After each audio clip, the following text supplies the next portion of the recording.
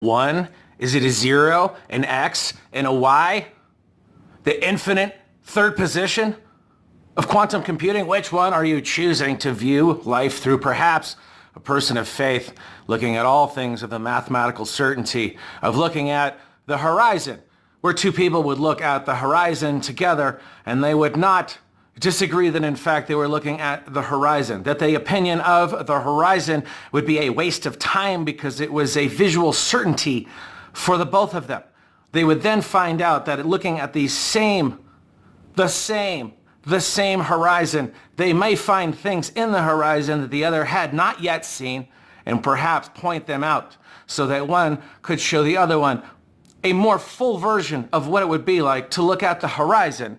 And then you look at the fact that that was based on Horus's sun, which rose when the sun rose, as a version of hope, because in the darkness, as you tried to survive, to stay alive, the only thing that you had hope in was that the sun was going to rise, and with that, shine the light upon the situation you were in. And God then would have justice upon the situation. And inasmuch as you have the advocate of Christ to stand with and in front of you, in front of the eternal accuser, the dark Lord that will have you stand on the horizon instead of seeing the horizon for its mathematical certainty, for instead of seeing Horus's sun for its absolutely historical importance, or the idea of the risen Christ in the sense that a senseless cycle of scapegoat violence where a culture feels good about the actions, good, bad, indifferent, illegal, legal, made up or not, whatever it takes to win.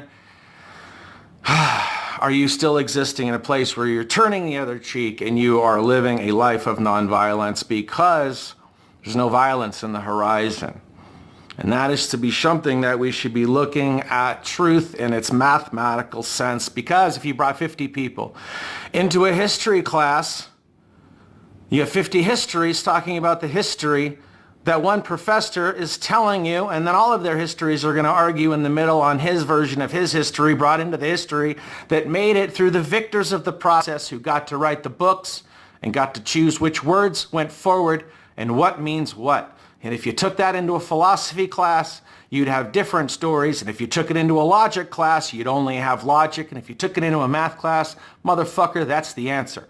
So if you understand the order of operations, then you work them with the information that you have, and you come out with an ordered response in the sense that, guess what? Below the equal line is what it equals. But if you go into the process, in this life process or a mathematical process, in a disordered sense, in the sense that you're arguing about the horizon, you're arguing about mathematics, you're arguing about somebody's ability to argue.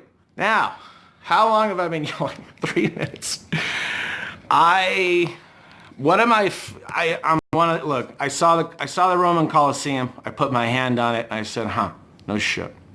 I thought it was funnier that Japanese tourists were taking pictures of me because I was so fat and they hadn't seen anything like it. So more importantly, that was probably the lesson that I needed to learn at that standpoint. So whether you're standing on the island of Mykonos, whether you're touching the ancient Colosseum, whether I'm talking to you in this phone right now, the existence of our reality is here in its totality and its fullness. And how are you navigating and negotiating those things?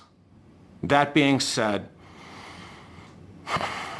I just like to go to places once, and I love comedy. The energy at Downtown Comedy Works, it's a fucking home run derby with the lights out, or with the wind blowing out. And the South Club is that version in a beautiful theater. And if you want to go to Acme, that feels like you're getting a hug from your grandma. And if you love, and it's very much the same as a Go Bananas and the Attic in Bloomington, are very similar in the sense that low stage right in front of you, also working to the right.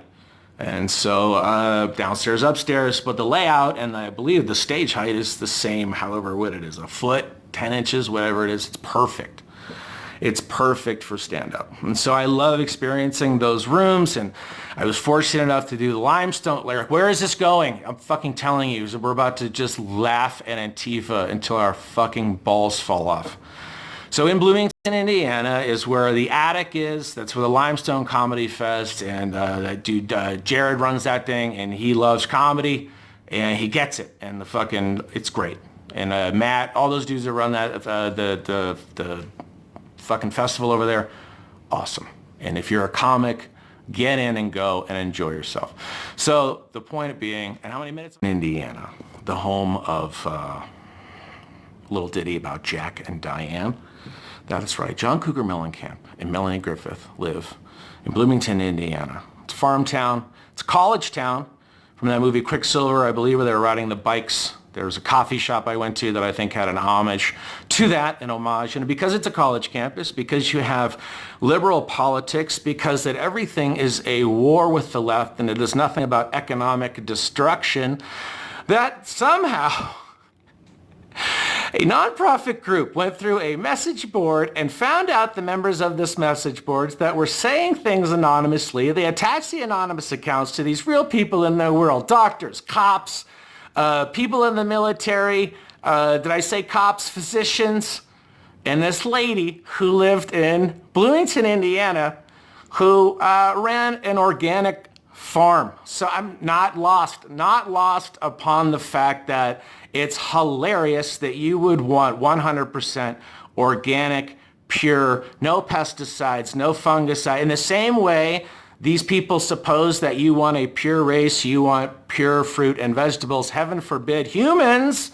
have supremacy amongst themselves as people, our leaders, and tell humans the supreme way to live in the very mimetic sense that there is the supreme being above us, and are you then existing inside the loop of non-judgment, inside the loop of fully being, inside the loop of fully enjoying nature for what it is. It's not a manufactured crisis, no matter how fucking much Elizabeth Warren's voice is cracking on whatever TV puts her fucking limp ass on. All right? So, the ADL goes and finds all of these people. They out them. Antifa, Bloomington Antifa, B-Town Antifa, as they are known. I don't believe there was a giant, hey, that seems like, is that cultural appropriation? That you would add town to the letter that your city belonged in to give yourself even more of a hip-hop vibe to your anti-fascist workings as you do what?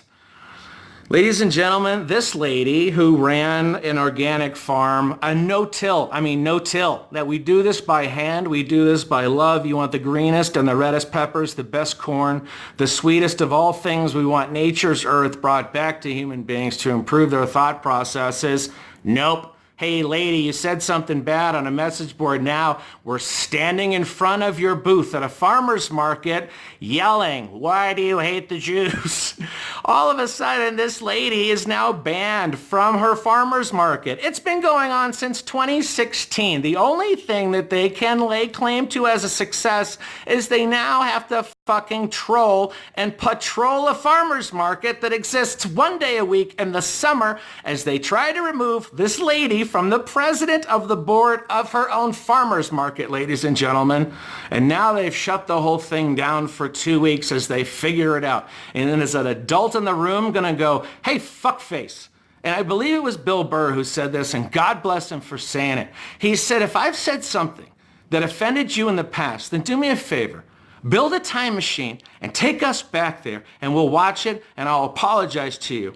And until you can do that, go fuck yourself. And that should be the way that we deal with poor thinking. Because if the best thing that you can say in your fight against anti-fascism is that you made a farmer's market one fucking booth safer, you fucking idiots, you fucking losers. How sad is this? How sad is this that this is the totality of your win? And the mayor looks the other way. He blames Donald Trump. He blames the rhetoric. He blames everything except for the fact that these idiots are going to ruin a farmer's market where a culture and an economy and a community come together to enjoy organic. You brought the inorganic lies of culture into an organic market, and no one's surprised that it smells like GMO corporate paid shit. God bless America.